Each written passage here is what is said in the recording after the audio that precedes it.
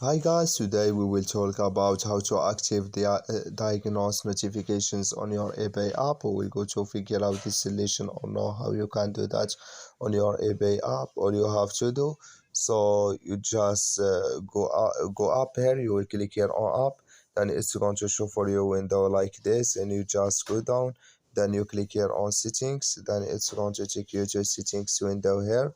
and you just go down here, then so you click here on notifications here, then it's going to take you to next window here on notifications window, and you just go down here, so you keep going down here, then you come here to diagnose notifications, you will click here,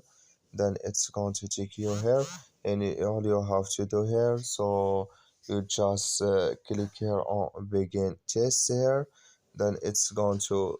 so active with you like this, like you see now. So that's all you have to do, just follow these ways and it's going to work with you. Thank you for your watching. Don't forget to support us by liking, subscribe.